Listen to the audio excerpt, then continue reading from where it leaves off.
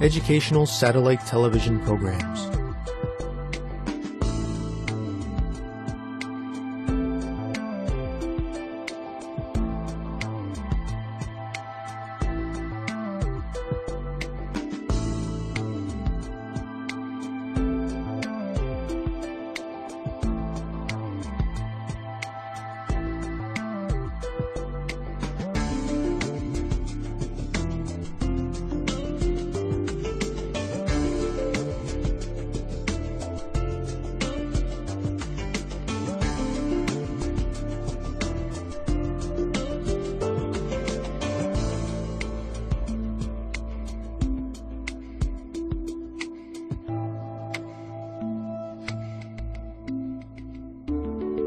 Hello, teacher. Hello, students. Welcome to today's lesson on metabolism of proteins and lipids. Last time, we studied the process of fermentation. In today's lesson, we are going to look at the metabolic pathways by which lipids and proteins are respired. Are you ready to begin, students? We know that respiration in cells is a process that releases energy from organic molecules. Carbohydrates, lipids, and proteins may all be used as the respiratory substrates within this process. Glycolysis can only occur with carbohydrates as the substrate. Students, can you remember the process of glycolysis that we learned about in our previous lessons? Take a few minutes to recall this process. Students, let's get ready. Begin.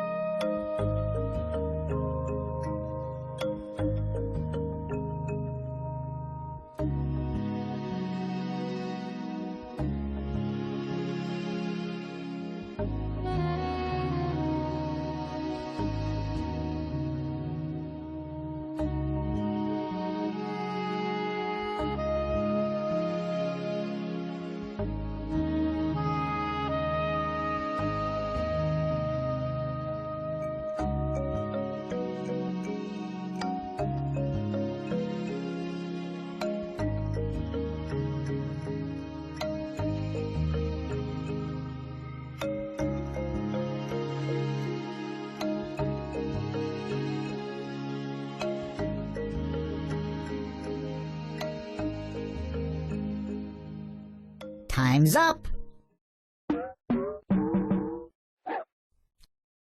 Let's get back to our lesson. Welcome back, everyone. I hope you are all able to remember this from our past lessons. Glycolysis is the metabolic process that involves a 10-step sequence of reactions. These reactions convert glucose into pyruvate. The energy released in this process is used to form the energy molecule ATP and NADH. These energy compounds are needed within the cell so that it functions efficiently. Since glycolysis can only occur with the presence of carbohydrates as the substrate, the respiration of lipids and proteins must be aerobic. This means that oxygen is required for the respiration of these substrates. What is common to all the substrates is that the metabolism of proteins, lipids, and carbohydrates converges on the Krebs cycle. In the first stage of metabolism, the proteins, carbohydrates, and lipids are hydrolyzed into their component building blocks. Proteins are converted into amino acids. Lipids are converted into glycerol and fatty acids. Most naturally occurring fatty acids have an even number of carbon atoms. You can see an example of a 16-carbon fatty acid pictured on the screen. The pathway for catabolism of fatty acids is referred to as the beta oxidation pathway. This is because oxidation occurs at the beta carbon. As we have learned in previous lessons, catabolism is the process of metabolic breakdown of complex molecules into simpler ones, often resulting in a release of energy. Triglycerides are the most abundant dietary lipids. They are the form in which reduced carbon for energy is stored. Each triglyceride has a glycerol backbone with esterified 3 fatty acids. Esterification is a chemical reaction resulting in the formation of at least one ester product. An ester is of a class of organic compounds formed by a reaction between an organic acid and an alcohol, with the elimination of water. Lipases hydrolyze triglycerides, releasing one fatty acid at a time, producing diacylglycerols, and eventually glycerol. Glycerol arising from the hydrolysis of triacylglycerols undergo glycolysis by reactions catalyzed by glycerol kinase and glycerol phosphate dehydrogenase. Free fatty acids are transported in the blood bound to albumin, a serum protein produced by the liver. Several proteins have been identified that facilitate the transport of long-chain fatty acids into cells. Fatty acids must be esterified to coenzyme A before they can undergo oxidative degradation, be utilized for synthesis of complex lipids, or be attached to proteins as lipid anchors. ACYL-CoA synthases associated with endoplasmic reticulum membranes and the outer mitochondrial membrane catalyze activation of long-chain fatty acids, esterifying them to coenzyme A. This process is ATP dependent and occurs in 2 steps. These are the different ACYL-CoA synthases for fatty acids of different chain lengths. Exergonic hydrolysis of PP1 catalyzed by pyrophosphatase makes the coupled reaction spontaneous. Overall, 2 P bonds of ATP are cleaved during fatty acid activation. The acetyl coenzyme A product includes 1 high-energy ester linkage. Expressed in a formula, the reaction looks like this. Fatty acids are degraded in the mitochondrial matrix through the beta oxidation pathway. Fatty acid degradation is the process in which fatty acids are broken down, resulting in the release of energy. It involves 3 steps.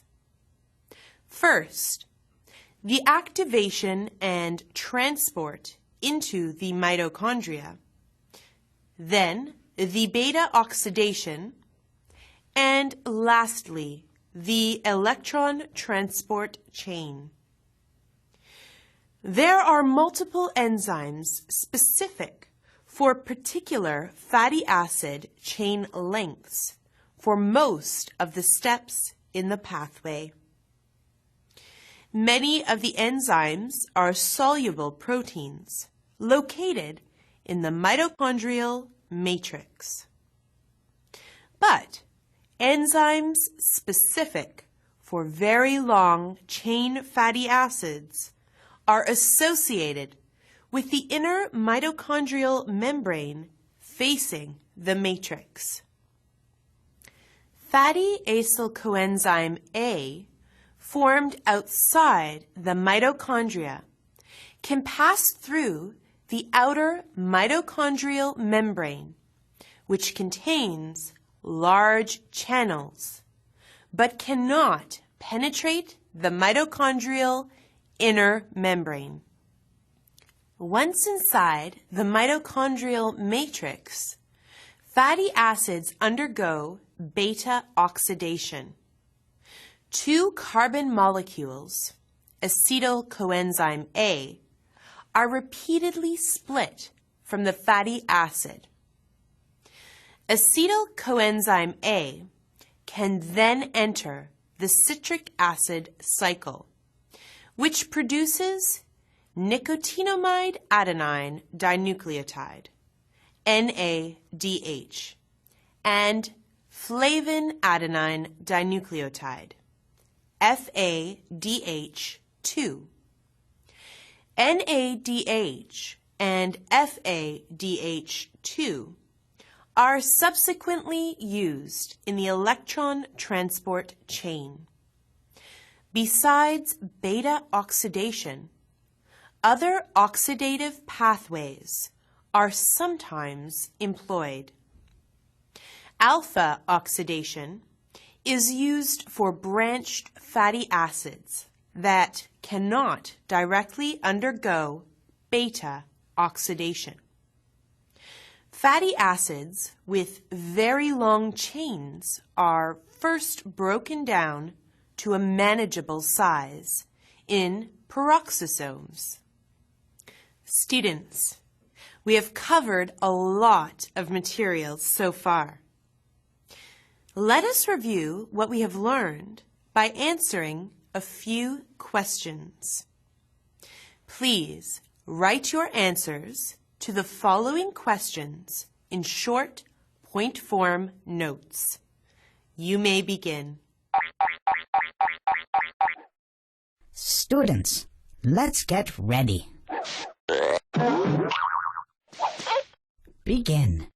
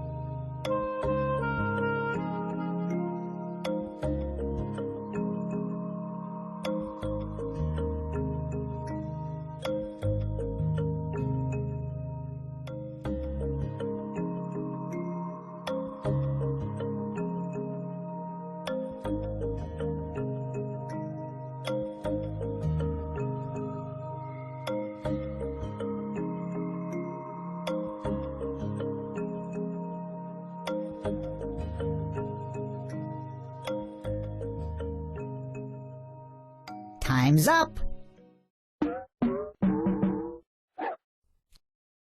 Let's get back to our lesson. Welcome back, class. Let us review your answers. Fatty acid catabolism occurs on the beta oxidation pathway. An ester is a class of organic compounds formed by a reaction between an organic acid and an alcohol with the elimination of water. The steps involved in fatty acid degradation involve activation and transport into the mitochondria, beta oxidation, and the electron transport chain. Were your answers the same as mine? If so, fantastic work. Now that we have discussed the metabolism of lipids, let us learn about the metabolism of proteins. Protein catabolism requires proteases to break the peptide bonds and release smaller peptides, or amino acids. Amino acids can be catabolized to form ATP or to provide intermediates for a variety of other molecules. The amino group of amino acid is removed by an oxidative reaction called deamination to produce a keto acid and NH3, or transferred to a keto acid by transamination. Transamination refers to the transfer of an amino group from one molecule to another. Therefore, the keto acid can enter the glycolytic pathway or the synthetic pathways for glucose and fat.